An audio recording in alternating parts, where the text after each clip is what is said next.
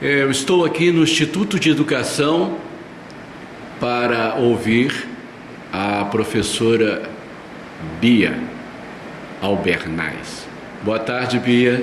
Boa tarde, Dauá. Boa tarde a todas as pessoas que forem ver esse vídeo na Universidade de Viçosa, pessoal da Educação, do Departamento de Educação e de formação do professor, educador do campo, né? Isso. Hoje nós dizemos mais, Bia, dinamizador, né? Ah, tá certo. Bia, nos fale sobre a iniciativa do projeto inicial. Logo assim que nós começamos, você começou a desenvolver um projeto na cidade do Rio de Janeiro, né? E de alguns outros projetos que vocês vêm propondo aqui no Instituto Superior de Educação.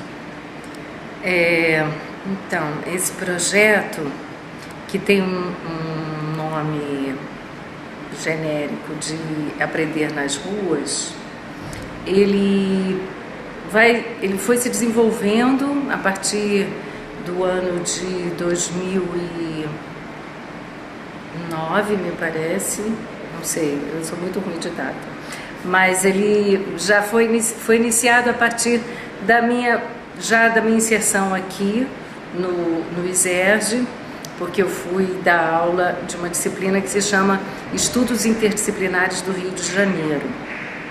E eu vinha de um projeto de pesquisa, de tese, que dentro da área de literatura, que era sobre a cidade como um lugar possível, né, de aprendizagem, e que tipo de aprendizagem é possível dentro da cidade. Então, esse projeto, Aprender nas Ruas, ele teve um momento inicial, que foi o momento da gente criar um blog junto com os alunos, sempre tem muita participação dos alunos, então a gente criou um blog que se chama Cidade Educativa RJ. Depois, mais adiante, a gente desenvolveu um projeto que estabeleceu uma ponte, né? A ideia era de fazer uma travessia, a palavra foi essa, a partir do ISERJ até a aldeia Maracanã, né? E foi aí que eu conheci o Dauá, né? Ou foi justamente porque eu conheci o Dauá, né, e o Guajajara, que eram professores aqui da casa e que estavam, né, com essa questão da aldeia Maracanã, que se fez presente, premente e urgente, e daí a gente ter abraçado essa necessidade de conhecer o trabalho que vinha sendo feito lá e dessa maneira iniciar um processo de saída, vamos dizer assim, né, dos estudantes, dos alunos, do curso de pedagogia, do seu prédio para fora, né, para a rua, em direção a esse lugar que era a aldeia Maracanã. Nesse projeto a gente realizou um filme, uma oficina de vídeo, e fizemos um documentário com um roteiro criado pelos participantes, né, que se chama Agora Você é Índio. Mais adiante, já com uma parceria com uma das professoras do grupo que trabalha na brinquedoteca e que do infantil e que trabalha com crianças, portanto, a gente começou a pensar, vamos pensar também em como é que as crianças veem a cidade. E aí o projeto Aprender nas Ruas fez uma parceria com outro projeto que é coordenado por essa professora, que se chama Cristina Muniz, que ela tem um projeto que se chama Ônibus da Esperança, e nós fizemos uma série de passeios com crianças em que elas fotografavam a cidade, os pontos turísticos, então tentando ver a cidade com outros olhos, né, com os olhos da infância. Atualmente, o projeto está voltado para realização de trilhas, né, dentro do espírito de pensar o Rio de Janeiro em seus 450 anos, né, que é agora, em 2015, e nós estamos fazendo trilhas. O atual projeto se chama Trilhas do Rio, a Memória da Educação e a Educação da Memória. Bom, então, em relação a essa questão das trilhas, né, é interessante a gente pensar um pouco os fundamentos, assim, quais são os conteúdos, né, que tipo de pedagogia a gente trabalha nesse projeto, né? Então, vou começar pelas trilhas, mas porque existem muitas contribuições vindas de diferentes autores, diferentes conceitos. Um dos trabalhos que eu me aproximei, pedagógicos, que eu achei interessante, foi o da pedagogia griot, né? Foi a partir de um trabalho com a Lilian Pacheco, com o Márcio Caires, que lá na região dos Lençóis da Bahia, né, que me veio essa terminologia da trilha e de trabalhar, né, um processo educativo ao longo de um caminho, né, em que, na verdade, você não se interessa apenas pelo ponto de chegada, vamos dizer assim, né, mas o entre, né, o processo, a travessia, mesmo voltando àquela palavra anterior. Então, assim como a pedagogia griot, que ajuda a pensar esse processo, tem outros aportes teóricos e conceituais que são importantes para o nosso trabalho. Um deles é o da cidade educadora, cidade educativa, que foi a partir da leitura de um autor catalão que se chama Jaume Trilla Bernet, e que ele fala um pouco sobre o que é aprender na cidade, né? E esse conceito de cidade educativa me chegou a partir dessa leitura, pensando um pouco que a escola ela não dá conta, né, desse processo educativo e de que ela precisa criar parcerias fora do seu próprio território, né, o território escolar. A partir dessas posturas, né, com outras instâncias de saber, sejam elas organizadas ou não, instituídas ou não, né, sejam em museus, em centros culturais, né, que sempre são elementos assim que dão suporte ao processo educativo tradicionalmente já conhecidos. A gente pensa também que esse aprender da cidade envolve também outras instâncias não instituídas, né, mas que são instituintes, vamos dizer assim, né? Então, as pessoas, antigos moradores dos lugares, né?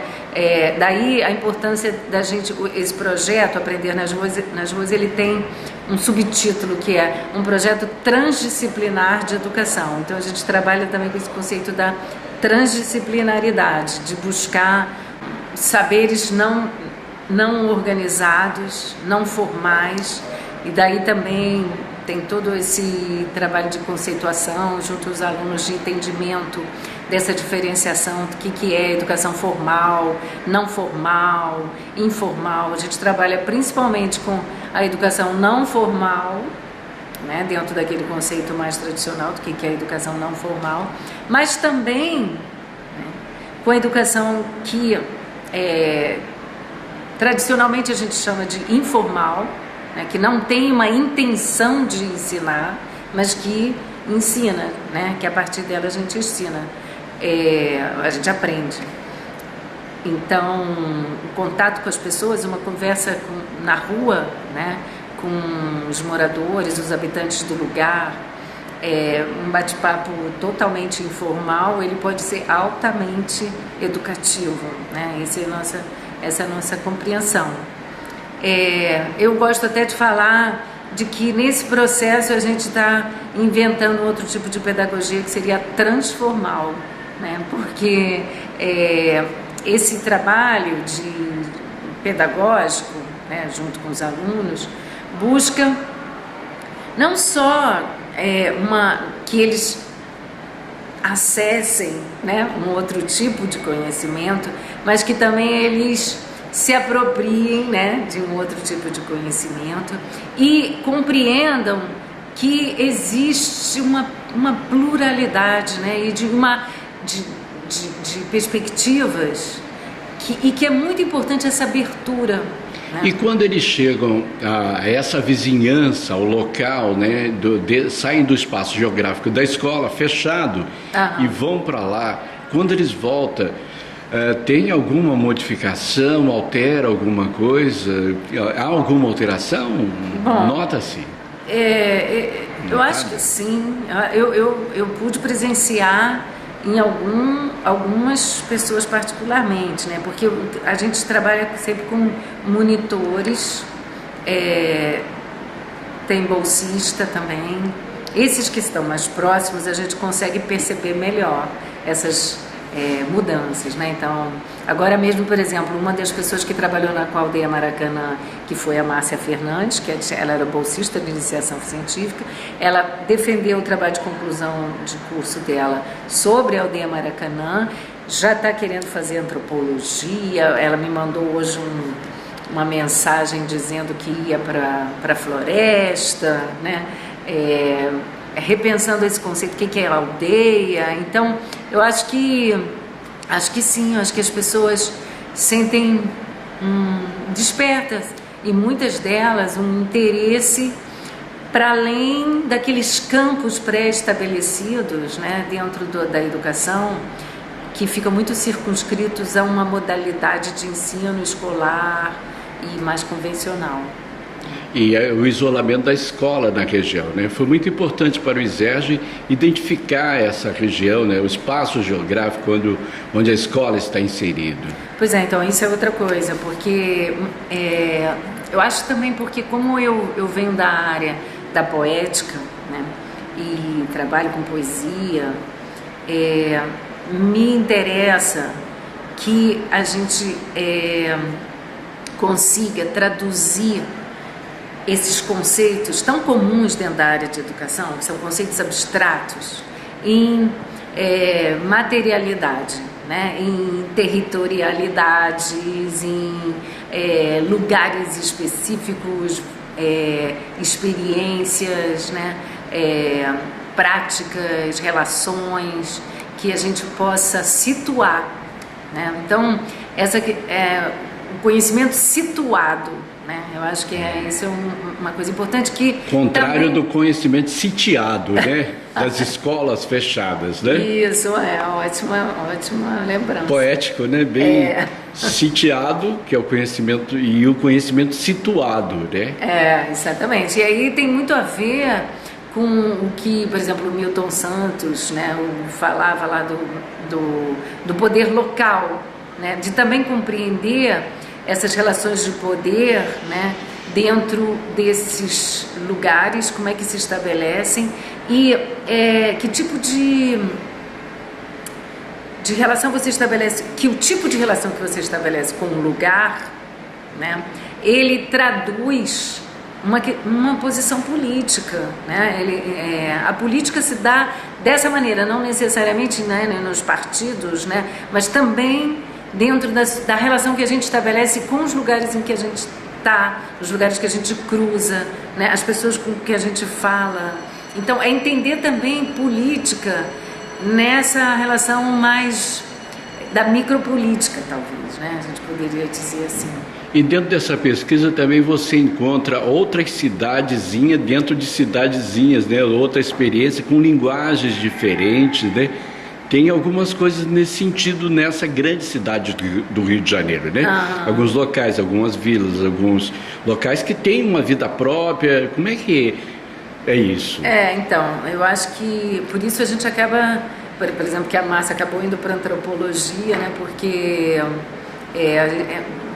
acho que a gente tem uma quedinha pela antropologia, que é justamente esse olhar de uma percepção mais acurada para entender a diversidade, né? Essa multiplicidade de perspectivas e que como essa perspectiva, esse lugar em que a gente está, né, ela traz conhecimentos diversificados também, né? Então, por exemplo, né, esse trabalho agora das trilhas que a gente está realizando, são 3 trilhas. Uma das trilhas que a gente vai fazer e que a gente está trabalhando mais agora, a gente já fez essa caminhada, foi uma travessia com 70 alunos, assim, saindo do ISERJ, nós fomos a pé, saímos daqui, fomos para a rua. Aqui nós vamos localizar, aqui próximo à Praça da Bandeira. Perto da Praça da Bandeira, na Rua Marise Barros. Então a gente saiu pela Rua Marise Barros, da Rua Marise Barros, aí a gente foi para a Praça da Bandeira. Na Praça da Bandeira, a gente atravessou, entrou numa rua chamada Rua Ceará. Dessa Rua Ceará, pegamos a Rua São Cristóvão. Da Rua São Cristóvão, passamos numa praça, que era uma praia, na verdade, porque São Cristóvão era uma praia. São Cristóvão era uma praia. Era uma praia, E aí fomos até a Quinta, e da Quinta fomos até a feira, ali onde é o campo de São Cristóvão. Quer dizer, Quinta que ela fala é a Quinta da Boa Vista, onde morou o rei. Isso, Então, esse itinerário, esse roteiro que a gente pré-estabeleceu, ele abriga um monte desses pequenos territórios que você estava mencionando, né? Então, por exemplo, em relação à Rua Ceará. Sim, aí. Então, a Rua Ceará é uma rua que lá na Rua Ceará a gente encontra 2 grupos culturais, sociais, bem distintos e característicos, assim. Então a gente tem lá um grupo dos motoqueiros que tem muitos bares nessa rua, uma espécie de Lapa menos badalada, menos turística, mas bastante frequentada, e que tem então muitos bares, tem rock alternativo, toda essa cultura de quem ama motocicleta e gosta de circular. E a Casa das Moças, né? E as casas... e mais adiante tem uma travessa, que é uma travessa que para onde se mudou a antiga conhecida Vila Mimosa, né? Conhecida como Vila Mimosa, que é a área de prostitutas, de prostíbulos, né? Que ficava no Mangue, na zona do Mangue, na Cidade Nova, da onde elas foram desalojadas por conta das reformas urbanísticas, e onde se instalou um prédio da prefeitura que se chama, que aí levou o apelido de Piranhão, né, por causa disso. Que não sei se lá em Viçosa piranha tem a mesma conotação que aqui, né? Mas e aí, né, tem toda essa conversa com os alunos, né? Porque eles ficaram muito assim, só desse trechinho, né? Porque de cada um dos trechinhos tem uma conversa, tem uma questão para a gente conversar, para a gente discutir, né? Para a gente alargar o horizonte e compreender, né, a humanidade de um modo um pouco menos preconceituoso, e entender as dificuldades, inclusive, de aproximação com esses grupos, porque as pessoas idealizam, romantizam, né, ou então demonizam. E ali você encontra uma linguagem específica ali, né? A comunicação deles é bem diferente ali. Eu acho que não só a linguagem, a comunicação, como assim, o modo como lidam com aquele lugar. Quer dizer, a comunicação, ela não se traduz só na fala, né? Sim. Mas também em toda essa forma assim de... a gente, né, fica muito mais voltado para a compreensão de como é que essas pessoas lidam com aquele lugar, com aquela rua, como é que elas veem, né? Então, as moças, né? Que essa terminologia foi trazida por uma freira que trabalha numa capela lá nessa própria Vila Mimosa, pertinho dali, né? E aí ela não chama de prostituta, chama de moça. E elas, o que ela diz, por exemplo, essas moças, elas não moram no lugar. Elas vão ali apenas para trabalhar. E elas, quando elas chegam lá, elas mudam de nome. Elas têm uma vida dupla, né? Então, compreender também essa questão, né, dessa duplicidade, dessa identidade, do que é permitido, do que não é permitido, né? Tem toda uma questão aí política, filosófica, cultural, né? Muito, muito rica. Isso é só um trechinho, só para falar desse trechinho. E que a escola fica muito distante, né? Fica totalmente, não quer saber, né? Porque, e é engraçado porque o Instituto de Educação sempre esteve perto de uma zona de prostituição.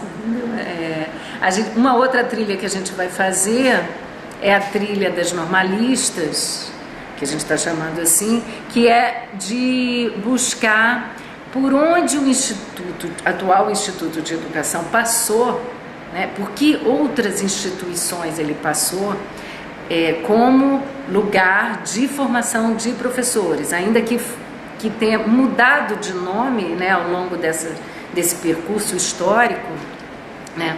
Mas, por exemplo, um dos lugares foi uma escola normal no bairro do Estácio, que também era uma zona de prostituição, né? E daí conta-se, né, que as normalistas, né,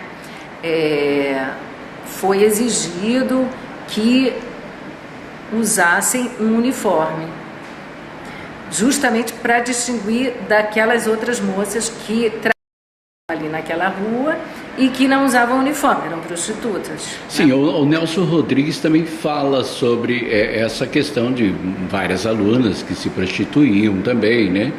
Tem, a gente sabe que tem, a gente tem notícia de que existe isso, com certeza, né? Mesmo, então, aqui no Instituto, esse projeto Aprender nas Ruas, a gente procura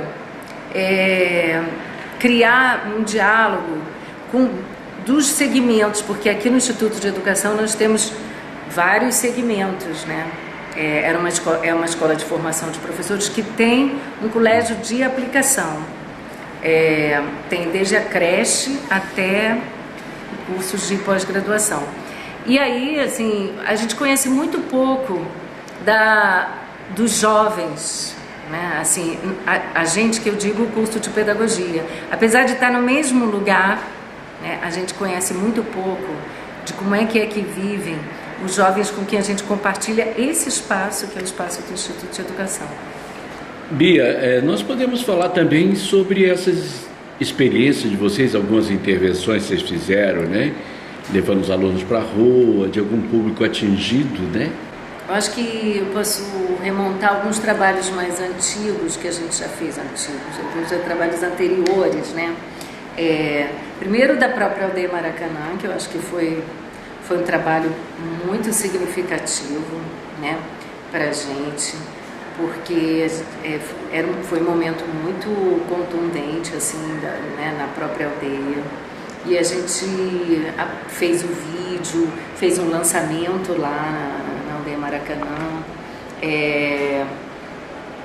A gente estava próximo, né, nas reivindicações, nas manifestações, fizemos parte de algumas passeatas lá.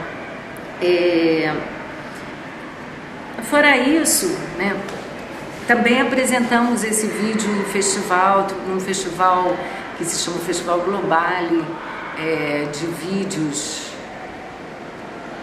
de cunho mais político e de intervenção social, né? Então esse vídeo foi apresentado lá, num centro cultural lá em... Acho que foi a Mônica que foi, uma aluna nossa, que ela também era monitora, bolsista, e ela levou esse vídeo para lá, se chama Centro Cultural Donana, acho que fica em Bom Sucesso, será? Não sei, era um lugar bem longe. E lá ela pôde conversar também com as pessoas, foi interessante essa troca. Outra troca também que eu acho que foi boa, foi interessante, foi quando eu comecei como professora de arte também aqui, a trabalhar com um conceito de performance e levar essa atitude performática para as ruas. Então a gente montou alguns trabalhos nas ruas que é pontual, né? É uma arte efêmera, né? A arte da performance, ela trabalha com um momento, com um instantâneo, com quem passa no momento ali na rua. E a gente montou releituras daquela escultura do Rodin, o Pensador, né? Que é aquelas que tem o Pensador assim, e montamos um monte de carteiras na calçada e ficamos olhando a rua, todos nós pensando, assim, foi interessante. Fora isso, nós fizemos também algumas coisas de atravessar nas ruas, parar o sinal, conversar com os motoristas, pare, pense, né, convidando ao pensamento. Fizemos roda de música, de cantoria, né? Lá numa praça aqui próxima, que é a Praça Afonso Pena, com um turno da noite, né? Então eles fizeram um estandarte. A noite aqui é muito desértico, né? Então a gente adentrou a rua mesmo, saímos todos aqui com tambor, né? E também foi uma coisa foi bonita a experiência, né? Na praça. Fizemos um outro projeto também aí dentro do próprio instituto, que era porque aqui teve uma época no Rio de Janeiro que foi criado uma manifestação, um tipo de manifestação na rua, que se chamavam rolezinhos, os rolezinhos. Os rolezinhos tinham a intenção de apropriação de espaços exclusivos e sectários, né, dentro da cidade, por exemplo, o shopping, que discriminavam, tinham tido experiências que tinham sido divulgadas de pessoas mais pobres ou mais humildes, ou que não tinham um aspecto de que não iam consumir e que eram rechaçadas do lugar. Isso foi criando uma revolta num determinado momento e várias pessoas se juntavam, principalmente jovens, e iam fazer rolezinho nos shoppings, né? Então, o pessoal de favela, né, vai entrar dentro do shopping, sim. Que história é essa de que não pode entrar, né? Porque está de sandália havaiana. Então a gente pegou essa metodologia das ruas, que é do rolezinho, e aplicou no Instituto de Educação, que também tem várias áreas aqui que são interditadas, vamos dizer assim, para os alunos, né? Como assim? Por exemplo, a gente fazia os próprios corredores, né? Da gente fazer música no corredor, de fazer, foi uma espécie, foi bem assim anárquico, né? Assim como é um rolezinho. A ideia era realmente tirar as pessoas da sala, né? E fazer um cordão, né? Em que a gente foi ter aula no Chafariz. Aqui tem um lugar que é esse do Chafariz, então ocupar ali o pátio, por exemplo. Por que não aula no lugar onde tem recreio e recreio no lugar onde tem aula, entendeu? Quer dizer assim, a gente queria mesmo que esses espaços fossem repensados, né? Revistos. Fora isso, a gente tem também a nossa participação em congressos, né, em seminários. A gente procura estar presente e, de alguma maneira, levar essa discussão, né, para outras pessoas de outros meios na educação que estejam pensando por aí. Então, no ano passado, fomos, eu e a Cristina Muniz, apresentar o trabalho em Barcelona, no Congresso Internacional de Cidades Educadoras, porque a nossa intenção, que a gente pensa com o nosso pequeno trabalho aqui, é de criar uma zona de reflexão e que se instale uma necessidade de pensar a cidade do Rio de Janeiro como uma cidade educadora. Existe uma Associação Internacional de Cidades Educadoras e essas cidades são signatárias de uma carta de princípios, né, em que elas se comprometem a se desenvolver, né, de modo que as suas ações elas tenham uma vertente sempre educadora, né? Quer dizer, não necessariamente de educação formal, mas de pensar que há essa dimensão, né, em qualquer lugar. Então, com isso você estabelece uma relação com a cidade de muito maior cuidado, né, de muito maior atenção em relação às próprias crianças, aos velhos, né, às calçadas. Como é que a gente trata o lugar? Então, a nossa ideia é um pouco disseminar esse pensamento. Ô Bia, eu posso convidar você para dar um rolezinho, para você mostrar para nós o Instituto? Pode. Ô Bia, você estava falando do chafariz, né? Onde é o chafariz? Vocês ocuparam? Então, o chafariz é ali, né? A gente procura sempre fazer algum tipo de atividade ali no chafariz, porque ele tem um significado simbólico, assim, importante, né? E ainda mais que ele está fechado e não funciona mais, dificilmente ele é aberto.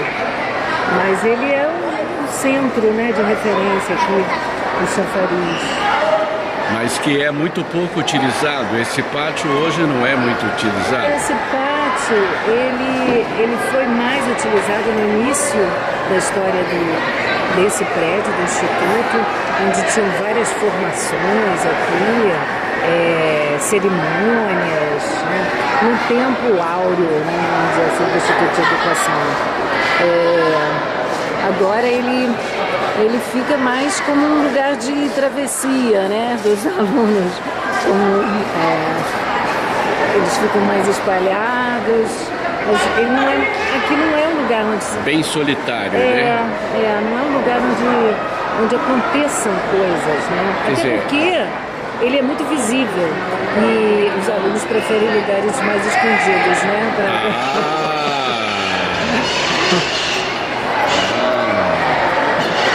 Interessante.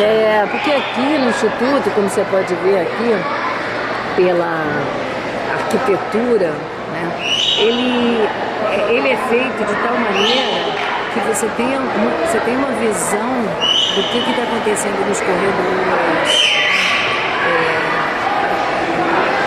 aquela coisa do panóptico, né, que ficou de você ter pontos de observação em qualquer lugar onde você esteja. E o chafariz é assim, o palco principal, né?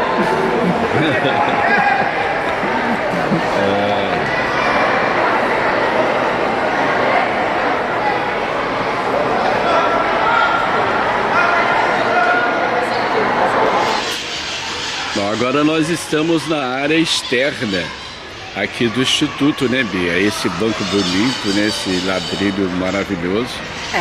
E dessa nova experiência que você está tendo aqui.